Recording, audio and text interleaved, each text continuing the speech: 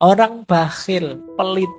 Orang pelit itu tidak akan masuk surga meskipun dia abid atau zahid. Dan memang logikanya tidak mungkin seorang abid atau seorang zahid itu pelit. Kalau ada, ya mungkin abid dan zahidnya perlu dipertanyakan.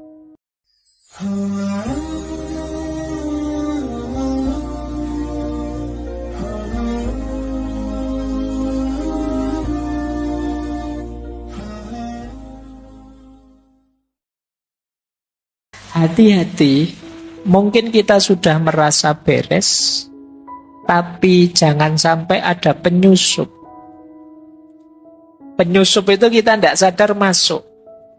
Yang pertama apa? Marah. Karena yang kalian inginkan tidak terjadi, terus kalian marah. Begitu marah itu masuk, kata Syekh Abdul Qadir Jailani, ini seperti cuka yang merusak madu. Dia akan merusak keimanan kita pada Allah. Orang marah itu kan orang yang tidak terima, kok ini yang terjadi. Ini marah. Hati-hati, marah itu penyusup yang merusak jiwa. Begitu kalian sadar sedang marah, cepat-cepat dinginkan diri, menjauh sebentar. Yang kedua, hasud, dengki. Tidak terima kalau orang yang dia benci sukses. Tidak suka kalau orang yang dia benci mendapatkan keuntungan. Hasud, kata Syekh Abdul Qadir Jailani, membakar kebaikan seperti api membakar kayu. Yang ketiga, ghibah. Oh, ini hari ini kan peradaban kita peradaban gosip. Ghibah. Kalimatnya Syekh Abdul Qadir Jailani ngeri dalam Silul Asror. Ghibah itu jauh lebih buruk daripada zina. Nanti kalian renungi ya, efek destruktifnya ghibah. Gosip itu bisa merusak tidak hanya orang yang melakukan ghibah atau yang bersangkut dengan ghibah, itu bisa menyebar kemana-mana sampai level nasional, bahkan mungkin bisa ada gosip level internasional. Nanti kalian coba itu merusaknya bisa lebih masif. Makanya kalau kalian gosip jangan tanggung-tanggung. Ini gosip level internasional. Tapi itu lebih buruk daripada zina, kata Syekh Abdul Qadir Jailani. Yang keempat, fitnah. Kalimatnya menarik. Syekh Abdul Qadir Jailani bilang, fitnah itu seperti sesuatu yang tertidur. Allah melaknat siapapun yang membangunkannya. Dan memang orang yang memfitnah berarti dia sedang membangunkan sesuatu yang tidur, yang itu dia dilaknat oleh Allah gara-garanya, perlu dipertanyakan. Yang terakhir, riya. Ini pamer tadi ya, ini syirik khafi. Ini namanya mufsid. Jadi 6 hal ini halus sekali, kadang masuk dalam diri kita dan kita tidak sadar. Marah, hasad, ghibah, fitnah, bakhil, dan riya. Nanti kita cari apakah ada atau tidak dalam diri kita aspek-aspek itu. Masih ada. Wes enggak apa-apa sisan ya, nanti dialognya lebih jam 10 dikit enggak apa-apa. Jangan tertipu, kata Imam Ghazali terakhir ini. Ini wahai orang-orang baik, kalian kan orang baik ini. Yang lebih mudah tertipu. Ini saya ambil dari Al-Kasfu wa Tabyin yang dulu pernah kita bahas satu sesi full. Hati-hati, biasanya orang baik, mukmin yang sudah merasa di jalan yang benar, itu biasanya terlalu besar rojaknya sehingga sembrono, bersandar pada ampunannya Allah saja. Ini termasuk orang yang tertipu. Alah, nanti semua masuk surga kok. Alah, ya misalnya memang benar begitu, tapi jangan kemudian konotasinya aku mau ngapain saja, sembrono saja boleh lah, nanti tetap masuk surga kok. Ini yang tidak boleh. Kalau kita punya mental seperti itu, berarti kita orang yang tertipu. Hati-hati dengan rumus Allah itu maha penyayang kok, diampuni, dosa kecil-kecil gitu aja. Wudu saja rontok semua dosanya. Bahwa mungkin dengan wudu dosa kita rontok, tapi yang bahaya adalah kesembronoan kita, peremehan kita pada dosa-dosa. Nah, itu yang tidak boleh, bersandar pada ampunan Allah saja. Jangan-jangan ini yang membuat Allah tidak ridho pada kita. Kata Imam Ghazali yang kedua, bersandar pada kebaikan gurunya atau orang tuanya. Gurumu sih hebat, tapi kan tidak mesti kamu sehebat dia kalau tidak menjalankan amal baik sebagaimana mereka. Orang tuamu juga hebat, tapi mengandalkan orang tua, mengandalkan guru tidak cukup. Hari ini kan sering itu di medsos itu pertandingan. Wah, lebih bagus ustadzku dong. Wah, lebih lurus guruku dong. Wah, lebih... Nggak, guru-guru kalian itu orang hebat semua, orang canggih semua, pasti orang-orang soleh semua. Yang penting kalian itu loh, sudah meneladani apa dari mereka? Sudah mendekatkan kualitas dirimu selevel mereka atau belum? Kata Imam Ghazali, barang siapa mengira dirinya selamat dengan ketakwaan ayahnya, berarti ia sama dengan orang yang mengira dirinya akan kenyang jika ayahnya makan, atau merasa hilang dahaganya jika ayahnya minum. Yo, bapaknya yang makan terus kita yang kenyang, apa bisa begitu, katanya. Ya, ustadzmu hebat, orang tuamu hebat, tapi kalau kamu hanya membanggakan mereka dan tidak ngapa-ngapain, ya kamu tidak selevel mereka. Tidak berarti kamu selamat dengan mengikuti ustadz yang hebat yang selamat. Karena kuncinya selamat itu ya dengan menjalankan kebaikan-kebaikan seperti mereka. Tidak hanya sekedar followernya. Pak, saya sudah subscribe loh Pak. Tidak hanya itu. Kalau sekedar subscribe terus selamat itu ya, kamu subscribe saja orang baik-baik, para aulia, para ulama, terus mesti selamat. Tidak begitu rumusnya. Mereka itu teladan, kamu tiru, kamu serap ilmunya untuk peningkatan kualitas diri. Orang tertipu yang lain, kata Imam Ghazali, merasa amalnya lebih banyak yang baik. Jadi merasa amal baiknya lebih banyak. Saya itu lebih banyak amal baiknya Pak. Saya tidak tahu, jangan-jangan yang hadir malam hari ini juga diam-diam merasa saya itu orang baik kok Pak. Berarti kebaikan saya lebih banyak. Kata siapa? Kata Imam Ghazali, seperti orang yang meletakkan 10 dirham di satu sisi timbangan dan 1000 dirham di sisi yang lain. Namun dia menginginkan timbangan tersebut condong ke arah timbangan yang berisi 10 dirham. Ini adalah kebodohan yang luar biasa, kata Imam Ghazali. Akan lebih positif kalau kalian merasa masih harus banyak nambah kebaikan. Karena orang yang merasa amal baiknya lebih banyak itu biasanya terus males-malesan, tidak terlalu semangat melakukan kebaikan. Itulah mengapa disebut orang yang tertipu. Dan terakhir, banyak orang yang menghitung amal baiknya saja.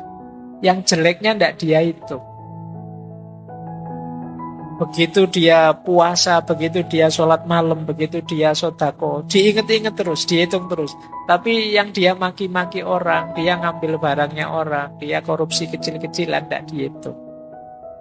Ini akan jadi orang yang tertipu, akan jadi kotoran dalam jiwa kita. Nah, ayo hati-hati, karena jangan sampai kita ini merasa sudah benar, sudah baik, sudah selamat, ternyata belum. Karena sikap mental kita yang keliru. Sebagaimana diingatkan oleh Imam Ghazali.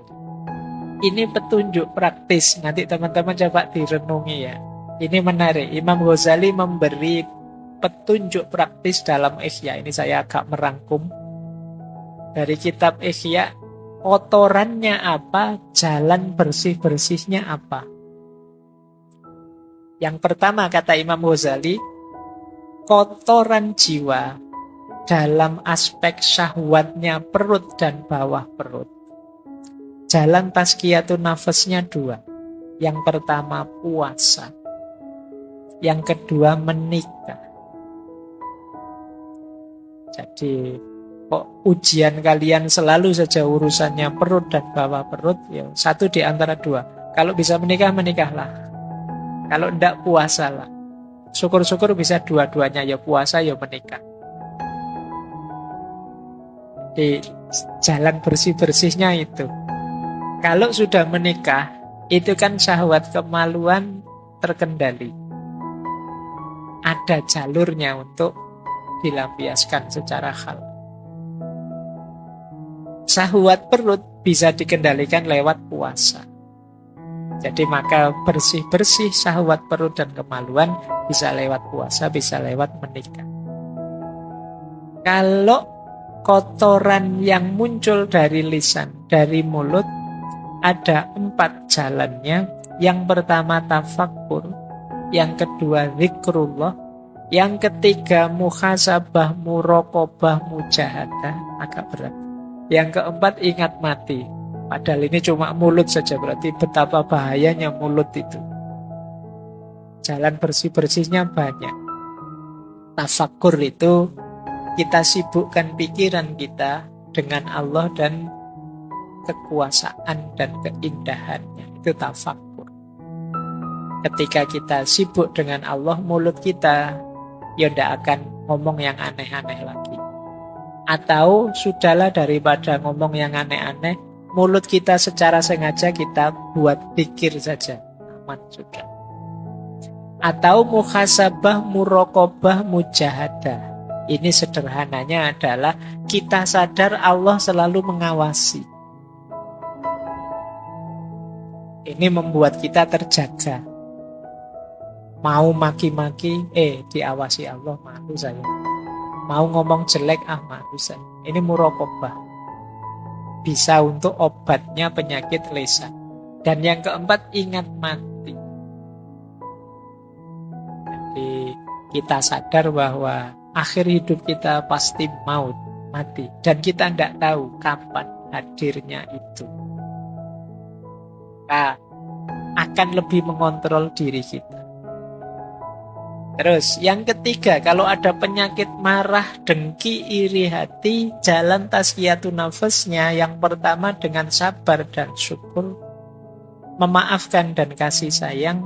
Yang ketiga membaca Al-Qur'an. Sabar dan syukur berarti ini nanti bisa mengatasi dengki dan iri kita pada orang lain. Kita itu kan marah pada orang sampai kemudian kita dengki dan iri padanya karena kita tidak sabar terhadap dia. Kalau kita bisa menghidupkan kesabaran dan kita bisa bersyukur dengan apa yang kita miliki, kita tidak akan iri. Apalagi kita bisa memaafkan dan berkasih sayang dengan orang lain, kita tidak akan marah, dengki, dan iri. Kalau masih sulit, ayo sibuk mengaji saja, baca Al-Quran. Biar pikiran kita tidak kotor isinya kemarahan, kedengkian, iri hati. Daripada posting aneh-aneh yang tidak jelas, wis ngaji saja. Daripada buka Twitter, buka Instagram yang bikin telinga panas, mata panas, jempol panas, ayo ngaji. Kata Imam Ghazali, baca Al-Quran saja. Yang keempat, cinta dunia.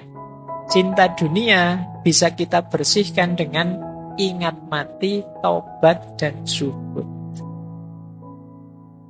Semakin kita ingat mati, semakin kita tidak cinta dunia. Semakin kita bertobat, semakin kita tidak cinta dunia. Semakin mental kita terbentuk zuhud, kita tidak akan cinta dunia. Nyambung dengan cinta dunia, cinta harta dan kikir. Tipsnya 2, zakat, infak, sedekah. Yang kedua zuhud. Ini masuk akal, karena kalau kita terlalu cinta harta, biasanya berat untuk zakat, infak, apalagi sedekah. Maka dengan membiasakan diri berinfak, bersedekah, dan berzakat, insya Allah cinta kita pada harta bisa terkikis. Apalagi kalau kita bisa membangun jiwa yang zuhud, yang tidak terjebak oleh cinta dunia. Yang keenam, cinta kedudukan dan riya. Riya itu ingin pamer. Biasanya orang itu kalau sukses, kalau berhasil itu muncul keinginannya riya. Jangankan kesuksesan besar, kadang sukses kecil saja kamu ingin pamer. Kamu misalnya, wah fotoku kok bagus ya, ini angle-nya pas itu. Oh, terus kamu cepet-cepet ingin posting, ingin pamer. Padahal itu kebetulan, itu pun ya filter saja. Ingin pamer. Pokoknya apa-apa kamu ingin tampil, ingin pamer. Kamu eman-eman kalau ada momen hidupmu yang menurutmu bagus dan orang lain tidak tahu. Ini harus tahu semua. Kamu dapat nilai A misalnya, kamu foto itu di terus kamu besarkan, kamu alhamdulillah ternyata usaha tidak mengkhianati hasil misalnya. Terus kamu hari ini itu wes kelakuanmu begitu. Kata Imam Ghazali, mental pamer ini bisa dididik dengan uzlah. Uzlah itu menjauh sebentar. Kenapa kamu ingin pamer? Ya karena kamu banyak teman terlibat terus dengan mereka, sehingga ada kecenderungan ingin lebih tinggi, sehingga terus kamu pamer ke mereka. Kalau kamu agak uzlah, menarik diri, kamu tidak ingin pamer. Mau pamer ke siapa? Kamu sedang menarik diri, tidak bercampur dengan mereka. Jadi melatih jiwa untuk tidak pamer itu antara lain uzlah. Sementara obatnya takabur dan ujub. Takabur itu sombong, ujub itu merasa besar. Takabur itu merasa lebih tinggi dari yang lain, ujub itu merasa diri luar biasa. Lupa bahwa semuanya anugerahnya Allah. Itu obatnya 3, tauhid, tafakur, dan sholat. Pak, saya sudah rajin sholat loh Pak, tapi rasanya kok masih sombong Pak, sholatmu kurang beres. Sholat itu harusnya tanha anil fahsya wal munkar. Baik, ini nanti coba ya teman-teman praktekkan. Kalau ini lebih praktis dari Imam Ghazali. Coba kita punya penyakit jiwa apa, kotoran jiwa apa, kemudian kita coba membersihkan dengan tips-tips dari Imam Ghazali. Ini 4 penghalang, masih dari Ihya ya. Hati-hati dengan 4 hal ini, bukan berarti kamu tidak boleh memiliki, tapi dia bisa menghalangimu dari Allah. Yang pertama harta, yang kedua pangkat kedudukan, yang ketiga fanatisme, taklid, dan yang keempat dosa atau maksiat. Harta bisa membuat kita lupa diri, jauh dari Allah. Solusinya kata Imam Ghazali, banyak sedekah. Jangan kemaruk. Sisakan yang kita butuhkan saja. Itu mengatasi biar harta tidak jadi penghalang kita dari Allah. Pangkat juga begitu. Biar tidak menghalangi kita dari Allah, mari, tidak apa-apa kita punya pangkat tinggi, punya kedudukan, punya karir bagus, tapi jangan bermewahan. Jangan mencari pujian orang. Jangan mencari merendahkan orang dan lain sebagainya. Menganggap orang lain lebih rendah. Ingin terkenal, ingin dipuji, ingin bermewahan. Di hartanya sekian ratus M misalnya, karena jadi pegawai pajak misalnya. Tidak salah itu, mungkin diperoleh mungkin jalurnya resmi, cuma itu yang disebut bermewahan. Bermewahan itu mungkin jalurnya legal tapi akan menghalangi kita dari Allah. Kenapa? Karena kita sibuk dengan harta. Nah, pangkat dan kedudukan harus kita kelola secara positif. Harta juga begitu. Ada lagi yang menghalangi kita dari hak, fanatisme, taklid. Baik pada kelompok, aliran, orang, tokoh atau siapapun. Ini bisa jadi hijab kita untuk dekat kepada Allah. Bisa menggeser orientasi harusnya ke Allah, tapi ke yang kita takliti atau kita fanatiki. Dan yang keempat tentu saja maksiat. Maksiat itu pasti akan jadi hijab kita dari Allah. Baik. Nah, saya lanjut. Ini ciri-cirinya, ini umum saja ya. Semoga tidak ada yang tersinggung. Jadi ada yang emosinya rendah, kecerdasan emosi rendah, dan ada yang kecerdasan emosinya tinggi. Orang yang kecerdasan emosinya rendah, antara lain, ini saya tidak bilang semua, cirinya adalah yang pertama, cenderung mencari kesalahan pada orang lain. Kalau dia merasa tidak nyaman secara emosi, selalu mencari kambing hitam. Siapa ya yang membuat aku gelisah? Siapa yang membuat aku ruwet kayak gini? Selalu mencari keluar. Nah, ini ciri-ciri emosinya rendah. Paling tidak dia membiarkan dirinya disulitkan, direpotkan, digelisahkan oleh orang lain. Berarti dia tidak mampu mengontrol dirinya. Seperti kemarin-kemarin kan sering kita bilang bahwa kamu itu sakit hati atau tidak tergantung dirimu, tidak tergantung orang lain. Kalau ada orang lain kok bisa membuatmu segelisah itu, ya salahmu sendiri, kamu mau digelisahkan oleh dia. Nah, jadi cenderung menyalahkan orang lain. Yang kedua, tidak mampu mengungkapkan perasaan. Seneng tapi tidak berani mengungkapkan bahwa aku suka. Benci tapi takut mau bilang aku tidak suka. Nah, ini daya kontrol emosi kita tidak bagus. Tidak cerdas mengungkapkan apa yang kita rasakan. Pak, saya tidak nyaman loh Pak ngaji kayak gini ini, tapi saya tidak berani ngomong lah. Nanti kalau saya ngomong diketawain orang semasjid ini misalnya. Nah, itu ada sering kita itu dilanda kendala untuk mengungkapkan apa yang kita rasakan. Ya kita sulit milih ekspresi yang pas, diksi yang sesuai, yang tidak menyakiti orang seperti apa. Itu kita sulit milih. Ini berarti kemungkinan memang daya kecerdasan emosi kita perlu ditingkatkan lagi. Yang ketiga, suka menyerang, menginterupsi, mengkritik, memberi cap orang lain. Agresif ke orang lain. Nah, ini ciri-ciri kecerdasan emosinya kurang tinggi. Saya mau bilang rendah kok suka.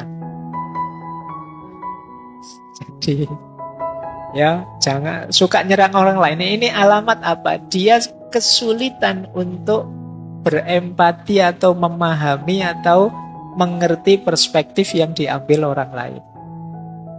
Jadi dia hanya merasa satu-satunya yang benar ya versiku. Akhirnya yang lain dianggap salah semua, dikritiki, diserang terus yang lain. Nah, ini kemampuan kelola emosinya rendah.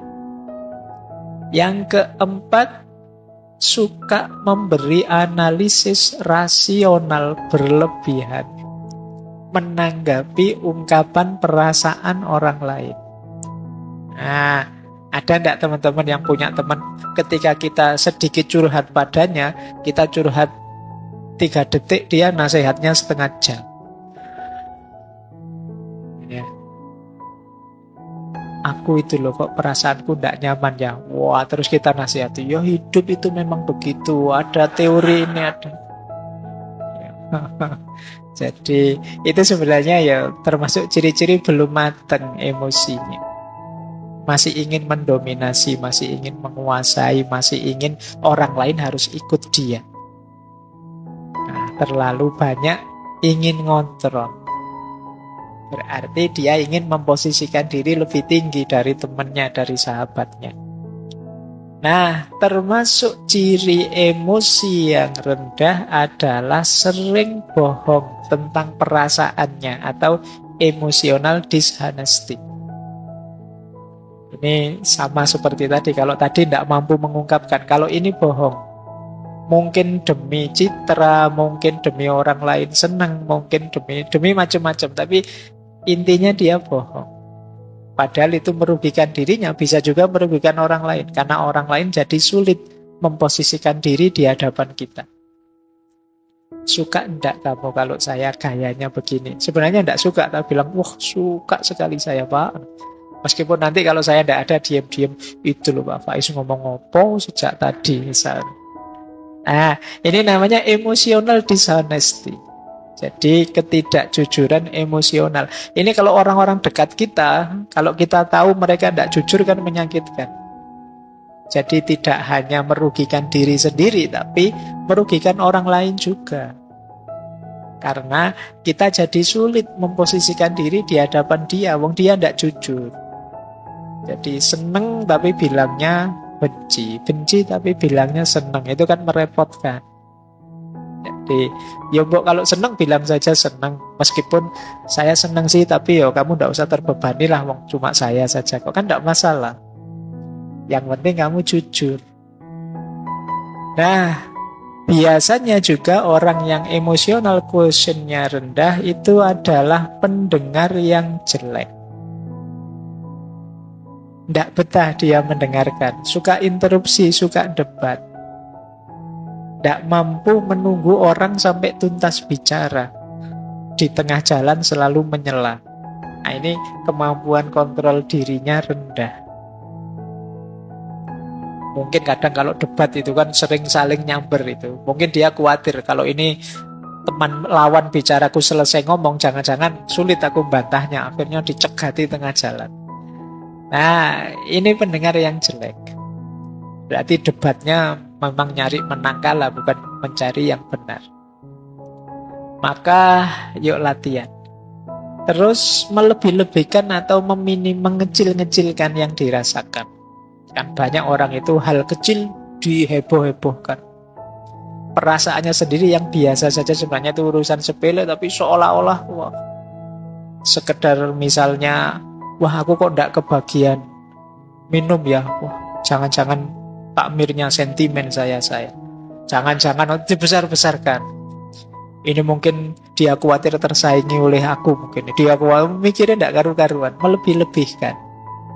Jadi mendramatisir hal-hal yang sebenarnya biasa-biasa saja. Baik, terus tidak peka terhadap perasaannya orang lain. Jadi orang seperti apa dia tidak peka.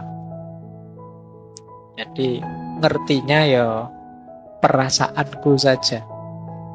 Dia marah-marah kalau orang tidak mengerti dirinya, tapi dia tidak mau mengerti orang lain.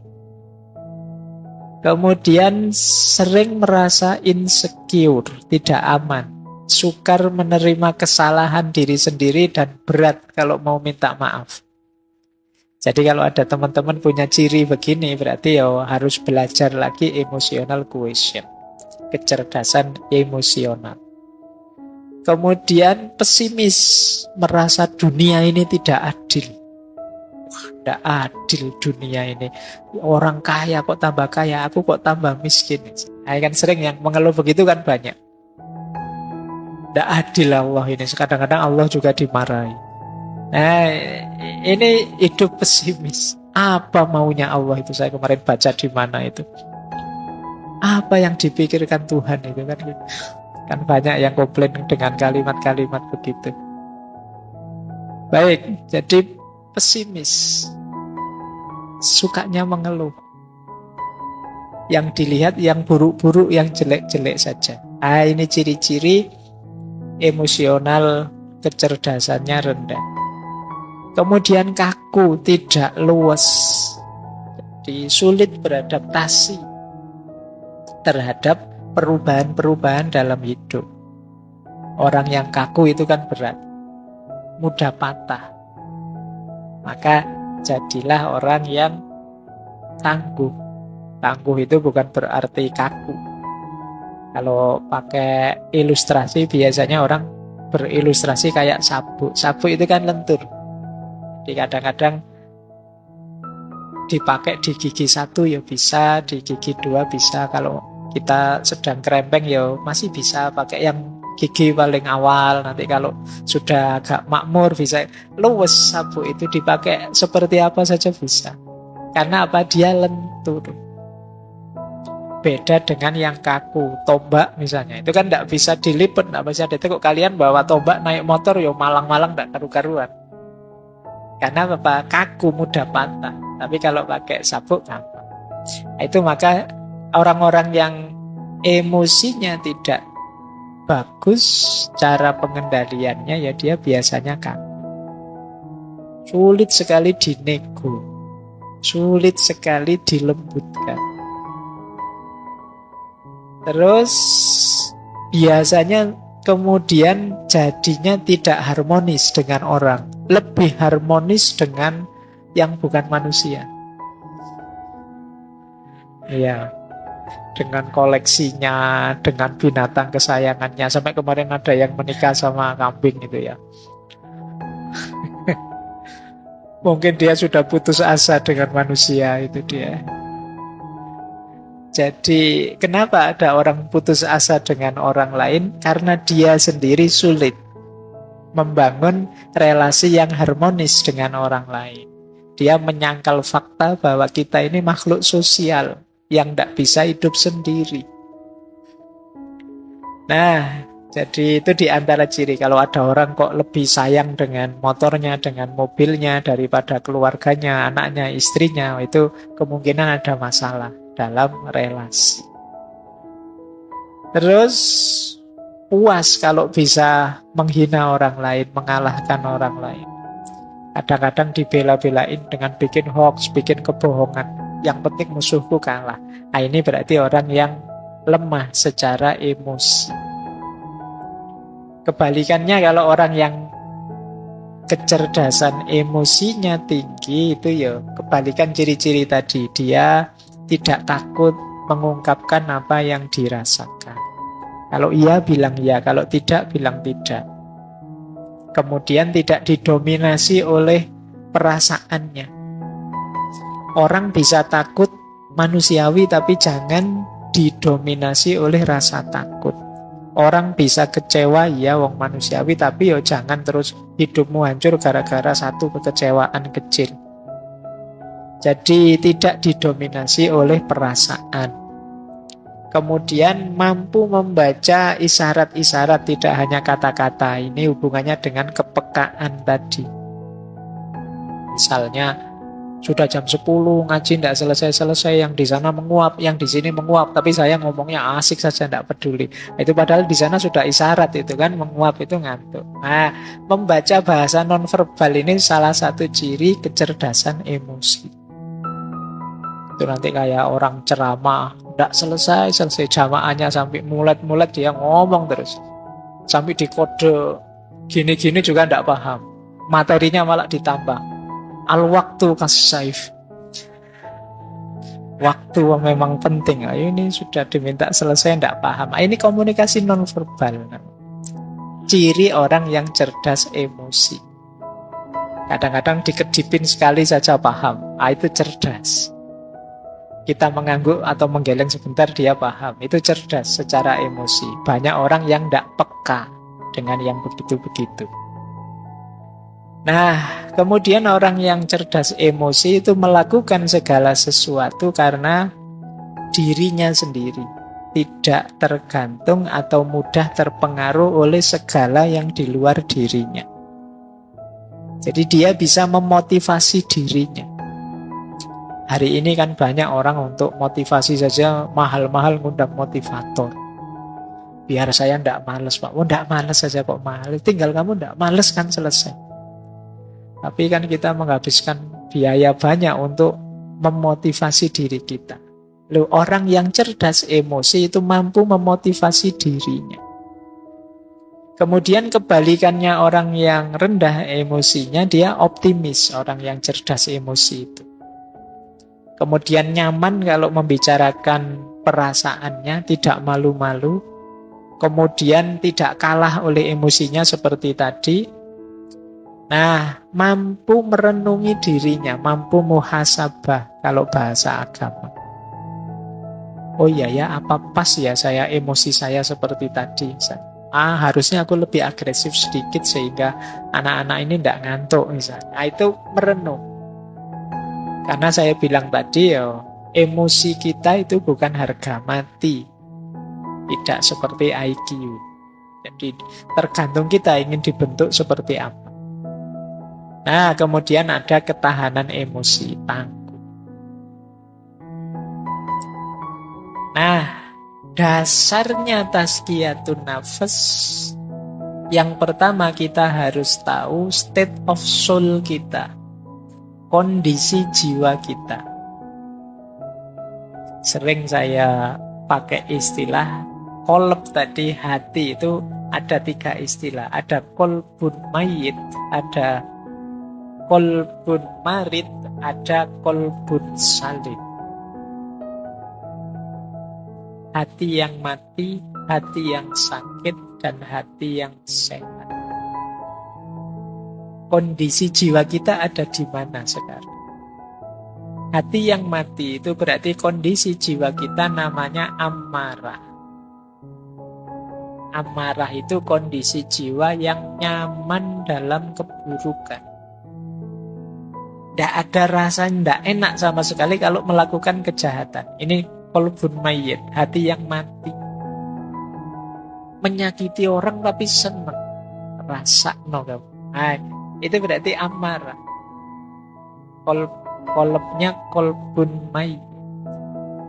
Ayo coba ya kita, semoga tidak ada di sini lah. Kalau ada cepat-cepat berubah.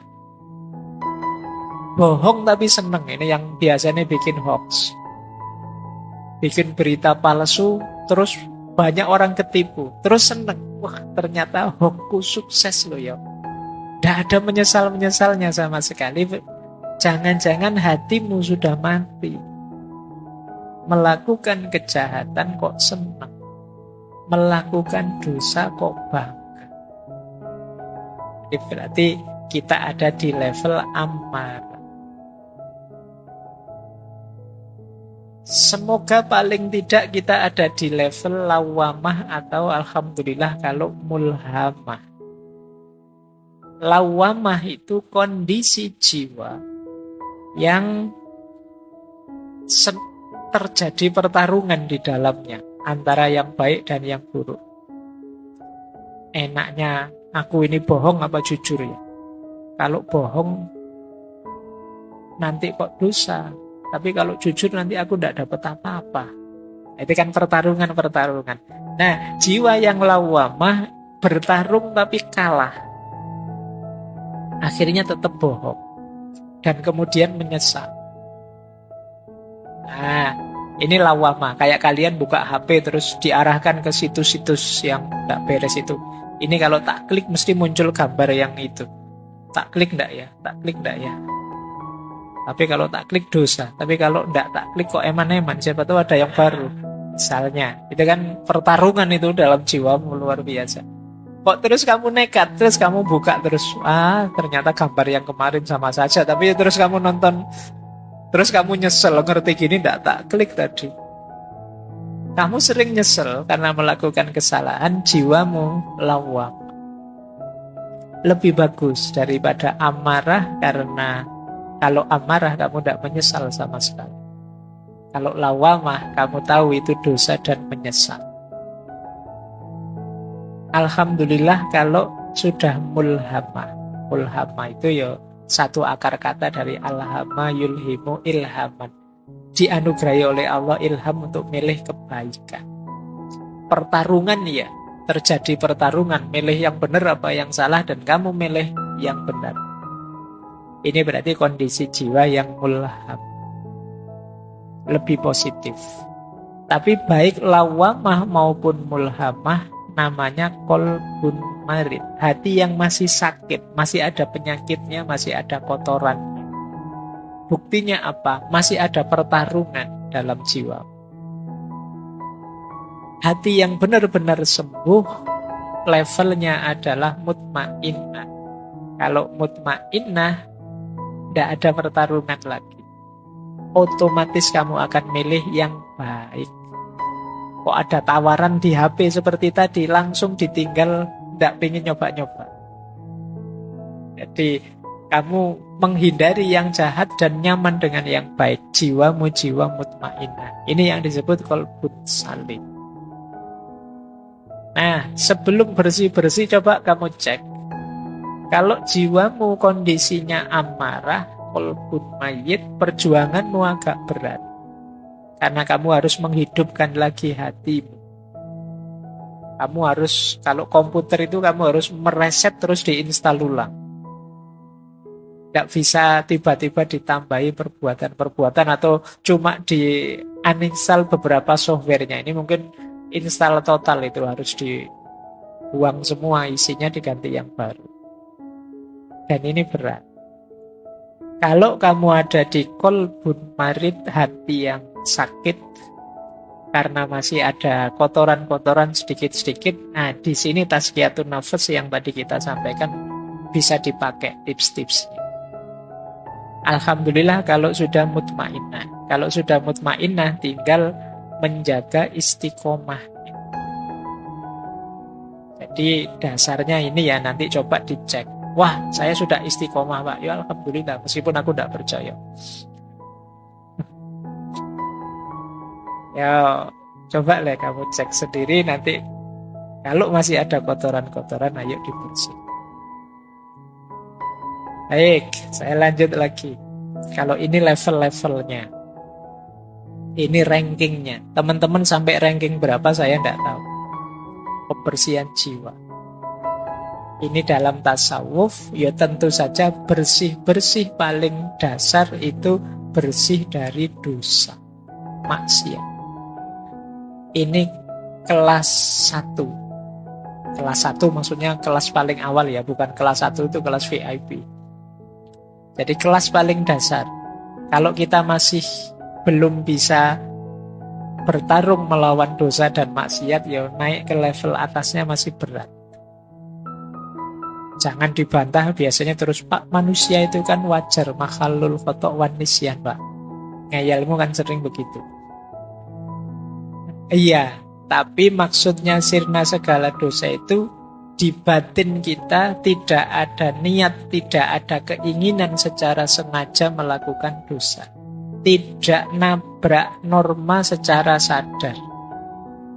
Itu level awal. Tahu salah, ya dihindari.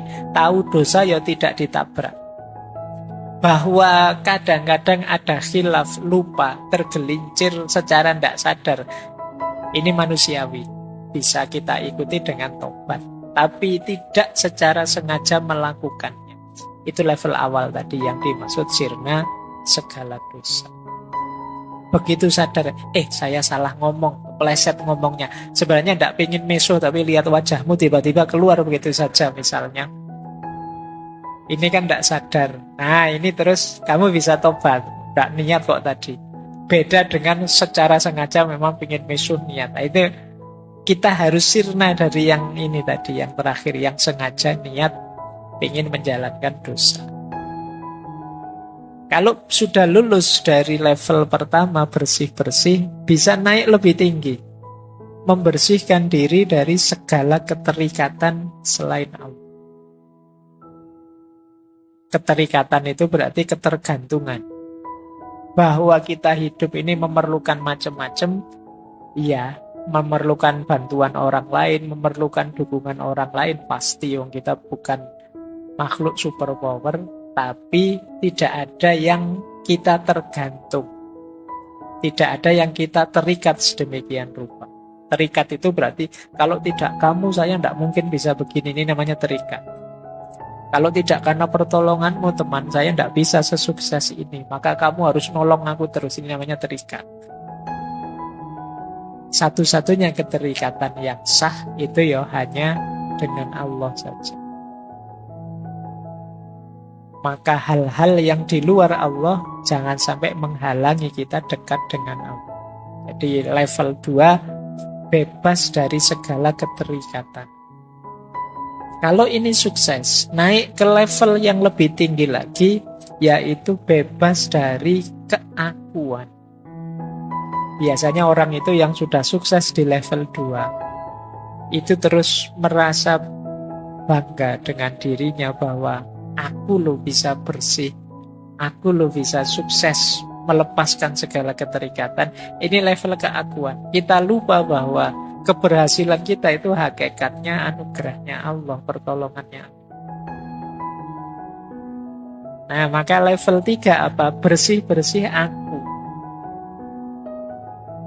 Kalau kita sukses di level 3, otomatis kita akan sampai ke level 4. Yang tersisa hanya Allah saja.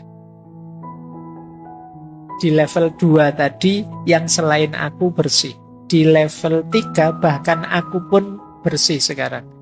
Maka ketika kita bersih dari level 3, otomatis kita sekarang sampai ke level 4. Yaitu hanya Allah saja. Inilah level-levelnya tazkiyatun nafs.